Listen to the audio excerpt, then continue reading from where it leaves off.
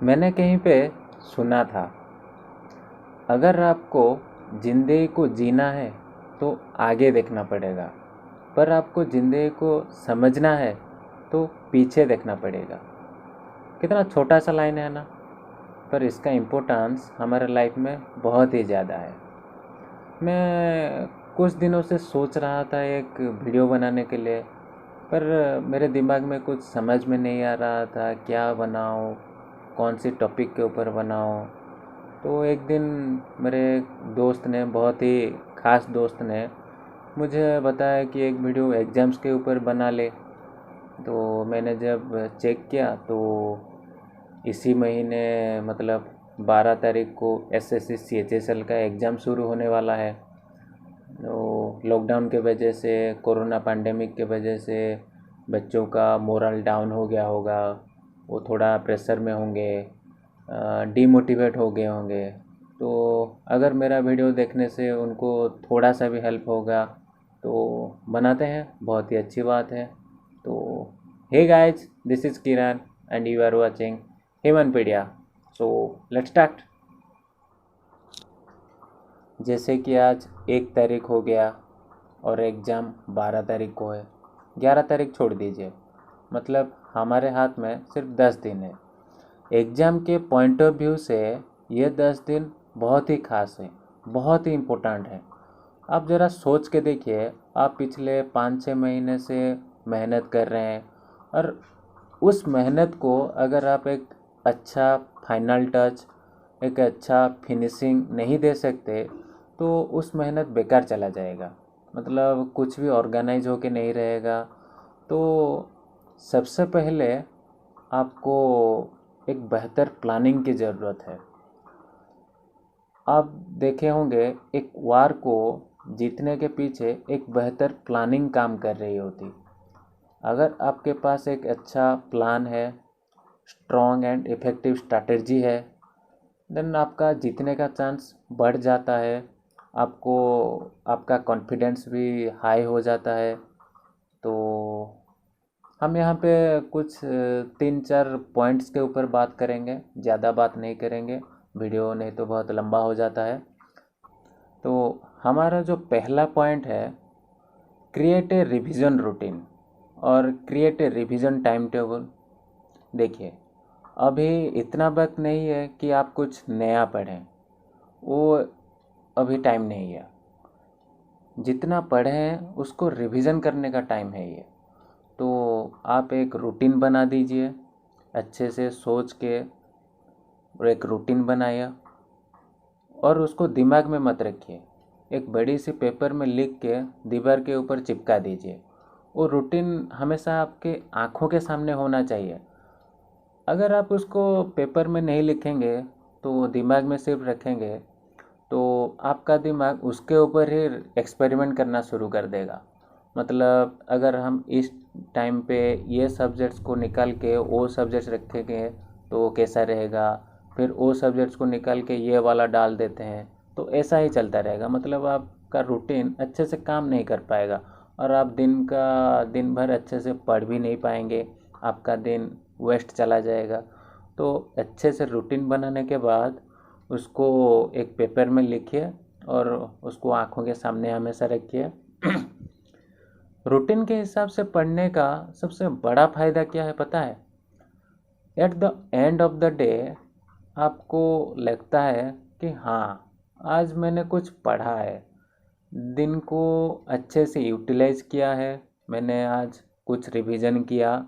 आपका दिमाग में सब कुछ क्लियर रहता है, तो आपको एक सेटिस्फेक्शन मिलता है कि हाँ, चलो थोड़ा तो पढ़ लिया आज।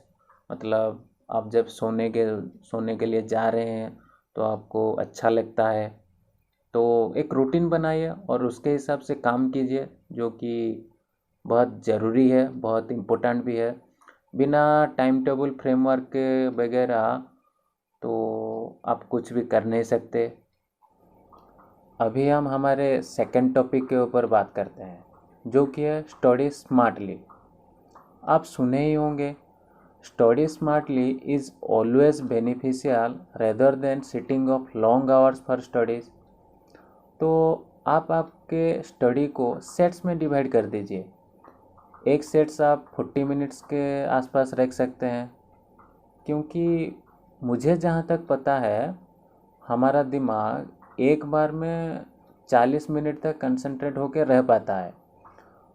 हालांकि जो ब्रिलियंट स्टूडेंट है वो 2-3 घंटा या फिर दिन भर भी रह सकते हैं। मैं उनकी बात कर रहा हूँ जिनका नहीं हो पाता। आप एटलीस्ट 40 मिनट्स तक कंसंट्रेट होकर रहने के लिए ट्राई करिए। और हर 10-15 मिनट में आपको पानी पीना है। देखिए, पानी में ऑक्सीजन होता है। हमारे अंदर जब फ्रेश ऑक्सीजन जाएगा तो हमको तरोताज़ा महसूस होगा। बहुत ही हमारा जो माइंड है वो ज़्यादा कंसंट्रेट होकर रह पाएगा। आप सोच के देखिए, बाइक्स वगैरह में तो इंजन ऑयल डालते हैं आप। पुराने इंजन ऑयल को निकल के आप जब नया इंजन ऑयल डालते हैं तो साउंड थोड़ा स्मूथ नहीं हो जाता? आपको ऐसा नहीं लगता कि इंजन अभी बेहतर वर्क कर रहा है, स्मूथली वर्क कर रहा है? ठीक उसी तरह हमारे अंदर जब फ्रेश ऑक्सीजन जाएगा तो you feels like full of energy and आप बहुत अच्छे तरह से पढ़ सकते हैं। और एक बात का ध्यान रखिए, 40 मिनट के बाद आप इंटरवल ज़रूर लें। उस 10-15 मिनट का इंटरवल लें। उस इंटरवल में आपको थोड़ा फिजिकल एक्सरसाइज करना पड़ेगा। देखिए, फिजिकल एक्सरसाइज करने से मतलब आप जब थक जाते हैं तो आपका हार्ट बीट बढ़ जाएगा। तो हार्ट बीट बढ़ने से हमारे बॉडी में जो ब्लड फ्लो है वो तेज़ हो जाएगा। फ्रेश एयर हमारे बॉडी के अंदर जाएगा। अब जब थक जाते हैं तो ज़ोर ज़ोर से सांस लेते हैं तो बॉडी के हर पार्ट को फ्रेश ब्लड जाएगा, तो आपको एकदम फ्रेश महसूस होगा। अभी हम हमारे तीसरे पॉइंट के बारे में बात करते हैं। Try to give more and more mock test. अगर आप यहाँ तक पहुँच चुके हैं तो आपका सिलेबस कंप्लीट होगा, और जिनका कंप्लीट नहीं है तो चिंता करने की कोई भी बात नहीं है। So it's time to test yourself. आप कोशिश कीजिए जिस टाइम पे आपका एग्ज़ाम है उस टाइम पे मॉक लगाने की। अगर उस टाइम पे आप मॉक लगाते हैं तो आपको उस टाइम की आदत हो जाएगी। देखिए, किसी का एग्ज़ाम सुबह हो सकता है, दोपहर को और शाम को भी हो सकता है। सुबह के टाइम हमारा दिमाग बहुत अच्छा काम करता है, पर दोपहर तक वो थोड़ा स्लो हो जाता है। इसलिए जिनका एग्ज़ाम दोपहर में है वो अगर दोपहर को मॉक लगाएं तो उनको उस टाइम की आदत हो जाएगी। उस टाइम पे आपको कुछ परेशानी नहीं होगा। आपका दिमाग उस टाइम पे बहुत इफ़ेक्टिवली काम कर पाएगा। और ज़्यादा से ज़्यादा मॉक लगाएं। ज़्यादा से ज़्यादा मॉक लगाने से आपका फंडा बहुत क्लियर रहेगा, आपका कॉन्फिडेंस बहुत हाई रहेगा, और एग्ज़ाम के प्रेशर को आप बहुत अच्छे तरीके से हैंडल कर सकते हैं। जो फोर्थ और लास्ट पॉइंट है वो है learn what you don't know. Video के स्टार्टिंग में मैंने एक बात कही थी, एक लाइन कहा था। ठीक उसी तरह अगर आपको आपकी प्रिपरेशन को समझना है तो पीछे मुड़ के देखिए।